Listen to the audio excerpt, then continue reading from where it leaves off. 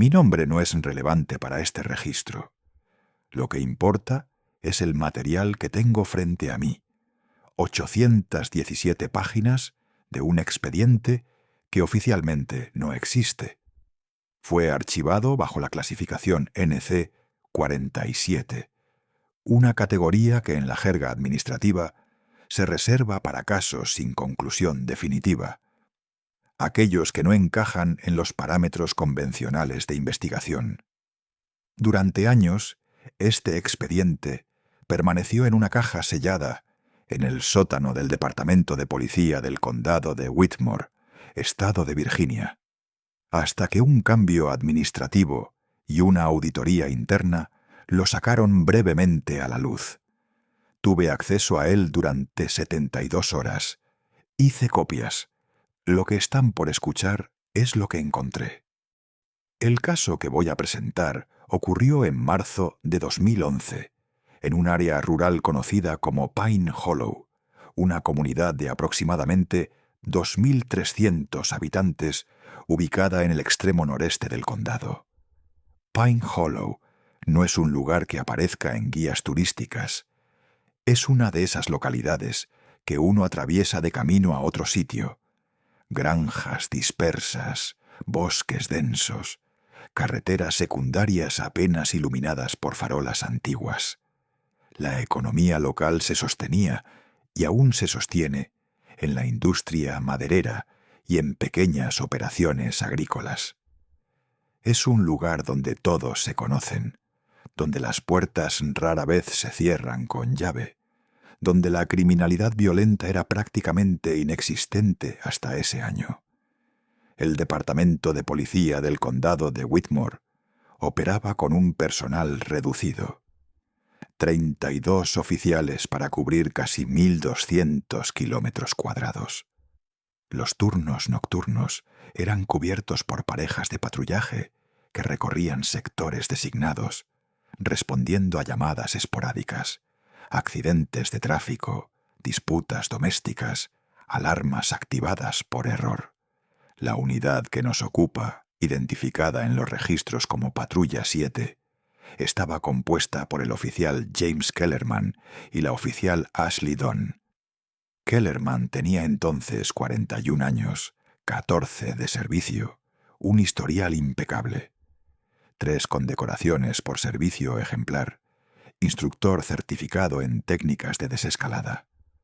Ashley Dunn, 29 años, 6 años de experiencia. Había sido transferida desde Richmond el año anterior. Ambos eran profesionales respetados, conocidos por su serenidad bajo presión. No eran el tipo de personas propensas a la exageración o al pánico. El expediente comienza con un memorándum interno, fechado el 23 de marzo de 2011, firmado por el entonces jefe de policía, William Stratt. En él se detalla la decisión de clasificar el incidente como requiriendo investigación adicional de naturaleza no estándar. Esa frase, aparentemente burocrática, es en realidad extraordinaria. En mi experiencia revisando archivos policiales, nunca había visto una formulación similar. Lo que el jefe Stratt estaba diciendo, sin decirlo, es que lo ocurrido esa noche no podía ser explicado dentro de los marcos convencionales. Y sin embargo, había ocurrido. Había testigos. Había grabaciones. Antes de entrar en el núcleo del incidente, debo establecer el contexto completo. Pine Hollow había experimentado, durante las 3 semanas previas al evento, una serie de reportes anómalos que individualmente podrían haberse descartado como coincidencias o malentendidos, pero que, vistos en conjunto, formaban un patrón inquietante. El primero de estos reportes llegó el 2 de marzo, cuando Margaret Holloway, una mujer de 64 años que administraba la única tienda de conveniencia del área, llamó al departamento para informar sobre lo que describió como voces viniendo de la parte trasera del edificio. Según su testimonio, Había escuchado una conversación entre dos hombres, aunque sabía con certeza que no había nadie más en el local. Cuando fue a verificar, encontró el área vacía. El oficial que respondió a la llamada registró el incidente como posible intrusión sin evidencia confirmatoria. 4 días después, el 6 de marzo, Robert Chen, un conductor de camiones que vivía a las afueras de Pine Hollow, reportó haber escuchado voces provenientes de su garaje alrededor de las 3 de la madrugada. Describió las voces como masculinas, hablando bajo, como si estuvieran conspirando sobre algo. Cuando encendió las luces y salió a investigar con una linterna y su escopeta, no encontró a nadie. Las puertas estaban cerradas desde adentro. No había señales de entrada forzada. En su declaración, Chen insistió en que las voces habían sido reales, no producto de un sueño. Estaba completamente despierto, dijo. Las escuché tan claramente como lo escucho a usted ahora. El 9 de marzo, Susan Cartwright, maestra de escuela primaria, realizó una llamada similar. Había escuchado voces en su sótano mientras preparaba materiales para sus clases. Voces que parecían estar discutiendo algo, aunque no podía distinguir las palabras exactas. Su esposo bajó con ella a revisar. Nada. Silencio absoluto. Pero Susan insistió en que las voces habían estado allí momentos antes, tan claras como si alguien estuviera parado junto a ella. Estos reportes continuaron de manera esporádica hasta el 20 de marzo.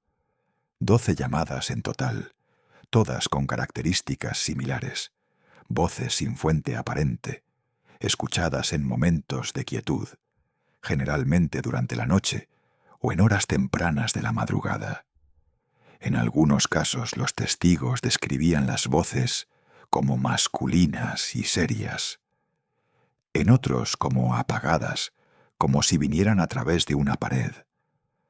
Lo notable es que ninguno de los testigos se conocía entre sí.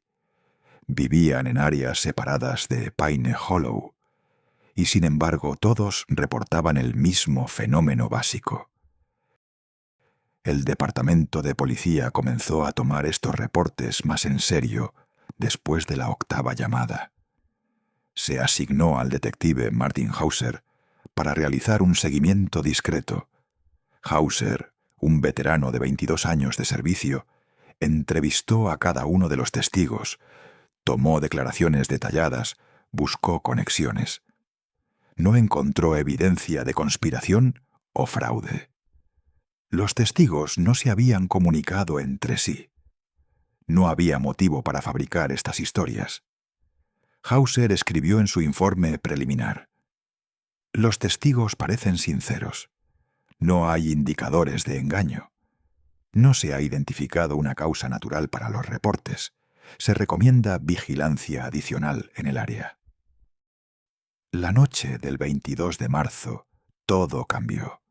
A las 22:14, la patrulla 7, Kellerman y Dunn, inició su turno regular. El registro de despacho muestra que recibieron su asignación rutinaria. Patrullaje del sector norte, que incluía Pine Hollow y las carreteras rurales circundantes. Las primeras 3 horas de su turno transcurrieron sin incidentes. Respondieron a una alarma residencial activada accidentalmente en Mill Road a las 22:32. Realizaron una parada de tráfico por exceso de velocidad en la Ruta 58 a las 23:51. Todo estaba documentado en sus registros de actividad, todo perfectamente normal.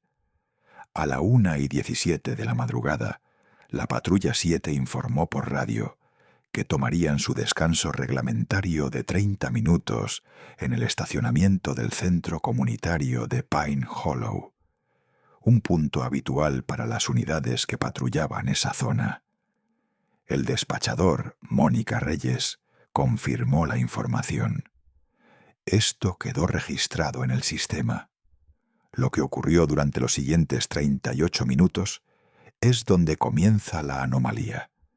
Según el registro oficial, la Patrulla 7 no realizó ninguna otra comunicación de radio hasta la 1:55.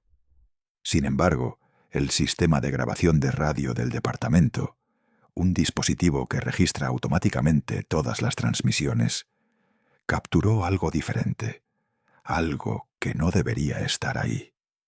A la 1:32, 19 minutos después del comienzo de su descanso, el sistema registró una transmisión en el canal de la Patrulla 7. No era la voz de Kellerman ni la de Dan. Era una tercera voz. Una voz masculina, profunda, tranquila, que dijo con claridad absoluta: «Están observando desde el perímetro este». La transmisión duró 3 segundos. Luego, silencio. Mónica Reyes, la despachadora de turno, no escuchó esta transmisión en tiempo real. Esto es crucial. El protocolo establece que toda transmisión debe ser monitoreada por el despachador, pero en su registro de esa noche, Reyes no anotó haber recibido ninguna comunicación de la Patrulla 7 entre la 1:17 y la 1:55. Sin embargo, la grabación existe, está archivada. La he escuchado personalmente. La voz es clara, sin estática, sin interferencia. No hay explicación técnica para cómo una transmisión puede ser registrada por el sistema sin ser escuchada simultáneamente por el despachador. 4 minutos después, a la 1:36, el sistema registró otra transmisión. Esta vez, 2 voces. Una, inequívocamente la de Kellerman, diciendo: «¿Copiaste eso?». Y luego, casi superpuesta, otra voz, no la de Dunn, respondiendo: «No hay confirmación visual. Mantengan posición». Esta segunda voz no pertenecía a ningún miembro del departamento. Los análisis posteriores intentaron identificarla. No se encontró coincidencia en la base de datos de personal actual o retirado. Es una voz sin identidad.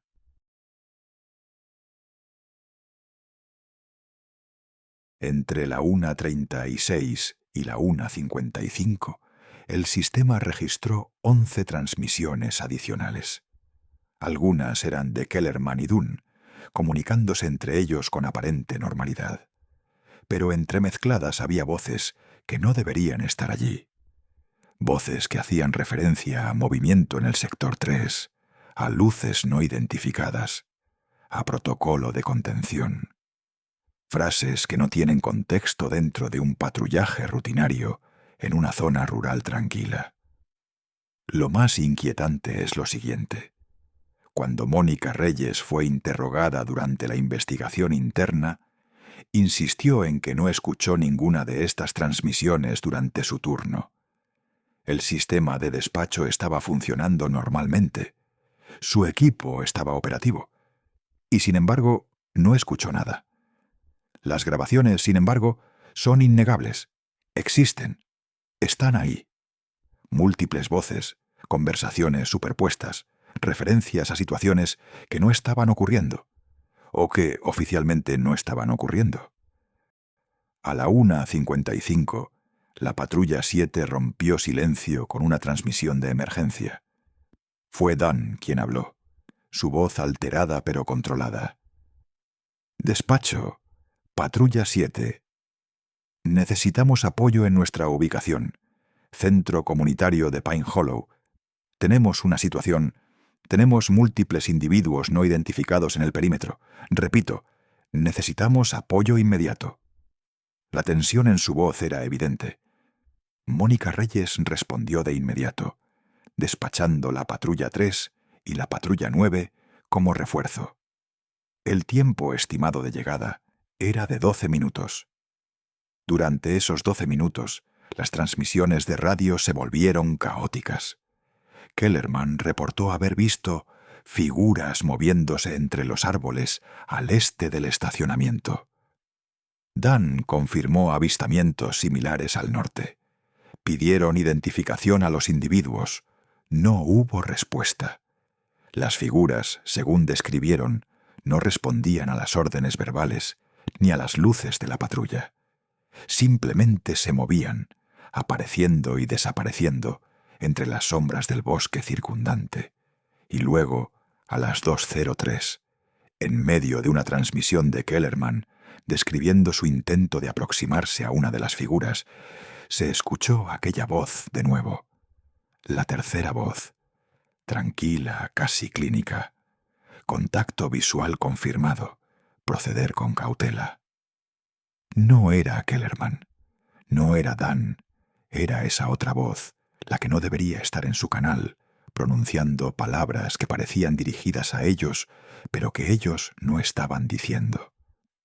La patrulla 3, comandada por los oficiales Derek Mills y Thomas Crane, llegó al centro comunitario a las 2:07.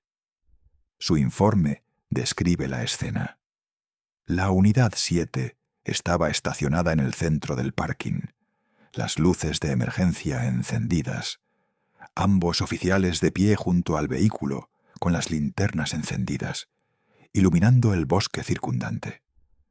Cuando Mills y Crane se aproximaron, Kellerman y Dan parecían desorientados. «Estaban aquí hace un segundo», dijo Kellerman. «Los vimos. Éramos claros.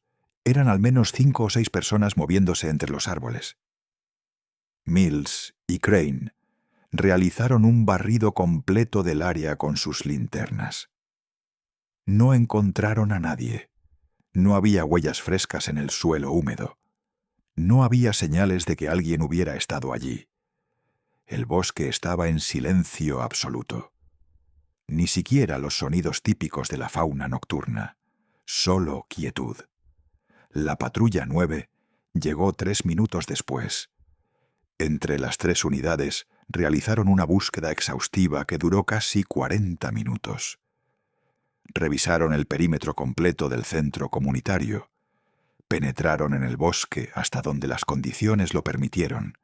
Utilizaron reflectores de alta potencia. Nada. Nadie. A las 2:51, el sargento supervisor Robert Callahan llegó a la escena. Tomó declaraciones preliminares de los 4 oficiales presentes. Kellerman y Dunn insistieron en que habían visto figuras humanas moviéndose en el bosque. Describieron las siluetas como vagas pero inequívocamente humanas, moviéndose con propósito deliberado, apareciendo en un lugar y momentos después en otro completamente distinto, sin explicación aparente de cómo habían cubierto esa distancia. Callahan ordenó que las unidades regresaran a la estación para un debriefing completo. Fue durante ese trayecto que ocurrió el segundo incidente inexplicable. La patrulla 7 viajaba por la ruta 58 de regreso a la estación, cuando a las 3:09 su cámara de tablero, que había estado grabando toda la noche, registró algo extraordinario. La cámara estaba orientada hacia adelante, capturando la carretera iluminada por los faros. Repentinamente, durante aproximadamente 4 segundos, la imagen mostró algo diferente. No la carretera, no el bosque circundante, sino lo que los técnicos que analizaron la grabación describieron posteriormente como un espacio interior no identificado. Paredes blancas, iluminación fluorescente, lo que parecía ser equipo técnico en el fondo. Y luego, tan abruptamente como apareció, la imagen volvió a la normalidad. La ruta 58, la noche, los árboles. Este segmento de 4 segundos no tiene explicación técnica. No hubo mal funcionamiento del equipo. No hubo interferencia electromagnética registrada. La cámara simplemente grabó algo que no estaba frente a ella, o grabó algo que estaba en otro lugar, en otro momento, superpuesto sobre lo que debería haber estado grabando. En la estación, Kellerman y Dan fueron separados y entrevistados individualmente por el sargento Callahan y el detective Hauser. Ambos mantuvieron sus testimonios consistentes. Habían visto figuras, habían intentado hacer contacto. Las figuras no respondieron. Cuando llegó el refuerzo, las figuras ya no estaban. Ninguno de los dos mostró señales de estar bajo influencia de sustancias. Las pruebas toxicológicas realizadas esa misma noche fueron negativas. No había explicación médica para sus reportes, pero había algo más en sus testimonios que llamó la atención de Hauser. Cuando se les preguntó si habían escuchado algo inusual durante el incidente, ambos oficiales mencionaron, de manera independiente, haber escuchado voces en la radio que no reconocían. Kellerman dijo: «Pensé que era otra unidad comunicándose con despacho, pero las instrucciones no tenían sentido para nuestra situación». Dan fue más específica. «Había alguien más en nuestro canal. No sé quién era, pero estaban hablando como si estuvieran coordinando algo, como si estuvieran dirigiendo una operación». Esto planteó una pregunta crucial. ¿Estaban Kellerman y Dan conscientes de las voces adicionales mientras ocurrían? Si es así, ¿por qué no lo reportaron inmediatamente? Y si no eran conscientes en el momento, ¿por qué lo mencionaron después? Los días siguientes fueron de intensa actividad investigativa. El jefe Stratt ordenó una revisión completa de todos los equipos de radio. No se encontraron fallas técnicas. Los técnicos de comunicaciones analizaron las grabaciones y confirmaron que las voces adicionales estaban presentes en las grabaciones archivadas, pero no podían explicar su origen. No había evidencia de hackers externos accediendo al sistema. No había transmisiones de frecuencias cercanas que pudieran haber causado interferencia. El detective Hauser amplió su investigación. Entrevistó nuevamente a los testigos de las semanas anteriores, aquellos que habían reportado escuchar voces sin fuente. Les reprodujo segmentos de las grabaciones de radio de la noche del 22 de marzo. 4 de los testigos dijeron que las voces que escucharon en las grabaciones eran similares o podrían ser las mismas que las que ellos habían escuchado en sus propios incidentes. Esto establecía una conexión que nadie en el departamento quería reconocer. Las voces no eran un fenómeno aislado a esa noche. Habían estado presentes en Pine Hollow durante semanas, manifestándose de diferentes maneras, en diferentes lugares, escuchadas por diferentes personas. El 26 de marzo, 4 días después del incidente, se realizó una reunión clasificada en la estación. Asistieron el jefe Stratt, el detective Hauser, el sargento Callahan y los 4 oficiales involucrados. El propósito era determinar cómo proceder. Según las actas de esa reunión, que están incluidas en el expediente, hubo un debate considerable sobre si debían solicitar asistencia externa. Hauser propuso contactar a especialistas en fenómenos acústicos de la Universidad Estatal. Callahan sugirió que el FBI podría tener experiencia con casos similares. Stratt se opuso a ambas propuestas. Su argumento, documentado textualmente en las actas, fue: «No podemos permitir que esto se convierta en un circo mediático. No tenemos explicaciones que ofrecer. Todo lo que tenemos son grabaciones que desafían la lógica y testimonios de oficiales entrenados que dicen haber visto cosas que no dejaron evidencia física. Si esto sale de este departamento, perderemos el control de la narrativa por completo». Se tomó la decisión de archivar el caso bajo clasificación NC-47. Kellerman y Dunn fueron puestos en licencia administrativa por 2 semanas, procedimiento estándar después de incidentes traumáticos. Los otros oficiales continuaron sus funciones normales. Se dio instrucción a todo el personal de no discutir el caso fuera del departamento. Pero la historia no termina ahí. No puede terminar ahí, porque los fenómenos no se detuvieron. Durante las siguientes 3 semanas, se reportaron 6 incidentes adicionales de voces sin fuente en Pine Hollow. Uno de ellos involucró a un oficial diferente, la Patrulla 4, que reportó haber escuchado una conversación clara en su radio, que no estaba siendo transmitida por ninguna unidad conocida. El sistema de grabación capturó esa transmisión. Una vez más, voces no identificadas, haciendo referencia a actividad en el sector designado, a parámetros dentro de límites esperados. Lenguaje técnico. Lenguaje que sonaba oficial, pero que no correspondía a ningún protocolo del departamento.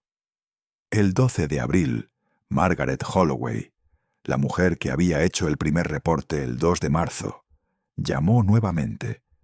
Esta vez, su testimonio era más detallado. Había escuchado las voces otra vez, pero ahora podía distinguir palabras. Una de las voces había dicho algo que la perturbó profundamente. Confirmamos interferencia mínima. Los sujetos mantienen rutinas normales. Cuando le preguntaron qué significaba eso para ella, Margaret respondió: sonaba como si alguien estuviera estudiándonos, como si estuviéramos siendo observados y alguien estuviera tomando notas sobre nosotros. Esta afirmación, por fantasiosa que pueda sonar, resonó con algo que el detective Hauser había notado en su análisis de las grabaciones. Las voces adicionales nunca interactuaban directamente con los oficiales. Nunca respondían a sus preguntas. Hablaban sobre ellos, alrededor de ellos, como si fueran observadores comentando sobre un experimento. Como si Pine Hollow fuera un sitio bajo vigilancia, y los residentes, incluidos los oficiales de policía, fueran los sujetos de esa vigilancia. A finales de abril, el jefe Stratt tomó la decisión de cerrar oficialmente la investigación. En un memorándum interno fechado el 28 de abril, escribió: después de una revisión exhaustiva de toda la evidencia disponible, este departamento no puede determinar la causa o naturaleza de los incidentes reportados durante marzo y abril de este año. No se ha identificado actividad criminal. No hay riesgo inmediato para la seguridad pública. El caso se archiva como no resuelto, sujeto a reapertura si surge nueva evidencia relevante. Y ahí quedó, archivado, sellado, olvidado. Pero hay algo más que debo mencionar. Algo que descubrí en las últimas páginas del expediente, en un informe suplementario escrito por el detective Hauser 3 meses después del cierre oficial del caso. Hauser había continuado investigando por su cuenta. Había expandido su búsqueda a nivel nacional, utilizando bases de datos de reportes policiales inusuales. Encontró 17 casos en diferentes estados durante los últimos 20 años que compartían características similares. Voces sin fuente, transmisiones de radio anómalas, figuras vistas pero que no dejaban evidencia física, períodos de actividad concentrada, seguidos de cese abrupto. Los casos estaban distribuidos geográficamente sin patrón aparente. Idaho, Florida, Ohio, Nevada. Comunidades pequeñas, rurales, aisladas. En cada caso, las autoridades locales habían archivado los reportes como inexplicables y habían pasado a otras prioridades. Ninguno había recibido atención nacional. Ninguno había sido vinculado con los demás, hasta ahora. Hauser escribió en su informe: existe la posibilidad de que Pine Hollow no sea un caso aislado, sino parte de un patrón más amplio que no hemos reconocido porque cada jurisdicción trata estos incidentes como anomalías locales. Si estos casos están conectados, la pregunta no es qué causó el fenómeno en Pine Hollow, sino por qué está ocurriendo en múltiples ubicaciones a lo largo del tiempo, y quién o qué está detrás de ello. El informe de Hauser nunca fue oficialmente incorporado al expediente. Está adjunto como un anexo no numerado, lo que sugiere que alguien decidió que no debía formar parte del registro oficial. Hauser se retiró del departamento en 2013. Intenté contactarlo para esta investigación. No respondió a mis mensajes. No sé si aún vive en Virginia. No sé si sigue investigando. No sé si encontró respuestas que decidió no compartir. El oficial James Kellerman se retiró del servicio en 2014, citando razones personales. Ashley Dunn fue transferida a otro departamento en 2012. Ninguno de los dos ha hablado públicamente sobre lo que ocurrió esa noche. He intentado localizarlos. He enviado cartas, correos electrónicos, mensajes a través de contactos intermediarios. El silencio ha sido absoluto. Lo que queda son las grabaciones, las voces, los testimonios archivados y las preguntas que no tienen respuesta. ¿Qué eran esas voces? ¿De dónde venían? ¿Por qué aparecían en las transmisiones de radio sin ser escuchadas en tiempo real por los despachadores? ¿Por qué hablaban como si estuvieran coordinando una operación de vigilancia? ¿Y por qué, después de semanas de actividad intensa, simplemente se detuvieron? Hay teorías, por supuesto. Siempre las hay. Algunos sugieren interferencia de instalaciones militares cercanas, aunque no hay bases militares activas dentro de 150 kilómetros de Pine Hollow. Otros proponen experimentos de comunicación atmosférica que podrían haber causado efectos acústicos anómalos, aunque no hay evidencia de que tales experimentos se estuvieran realizando en esa área en ese momento. Los más audaces hablan de fenómenos que están fuera de nuestra comprensión actual. Manifestaciones de algo que observa sin ser visto, que habla sin ser escuchado, que existe en los márgenes de nuestra percepción. No tengo respuestas, solo tengo el expediente. Y la certeza de que lo que ocurrió en Pine Hollow durante aquellas semanas de marzo y abril de 2011 no fue producto de la imaginación colectiva, ni de un mal funcionamiento técnico. Fue real, tangible, documentado.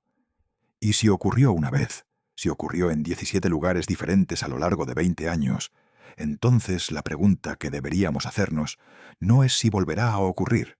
La pregunta es ¿cuándo, dónde y a quién? Pine Hollow sigue siendo una comunidad tranquila. Las granjas operan, las maderas se cortan, la vida continúa. Pero los residentes que vivieron esos días, aquellos que escucharon las voces, los oficiales que respondieron a las llamadas, todos ellos saben algo que el resto de nosotros solo podemos intuir: que hay fenómenos ocurriendo a nuestro alrededor, justo en el límite de nuestra percepción, que desafían todo lo que creemos saber sobre la realidad, y que por razones que no comprendemos, alguien o algo decidió que Pine Hollow era digno de atención, de observación, de documentación. El expediente está cerrado. Oficialmente no hay nada más que investigar. Pero las grabaciones existen, las voces están ahí, y en algún lugar, en un archivo policial de Idaho o Florida, u Ohio o Nevada, hay otros expedientes como este, otros casos de voces sin fuente, otros oficiales que vieron cosas que no deberían existir, otros testimonios archivados bajo clasificaciones oscuras, esperando a que alguien los encuentre y reconozca el patrón. Yo encontré uno. ¿Cuántos más hay? Esa es la pregunta con la que me quedo. Y es la pregunta que les dejo a ustedes.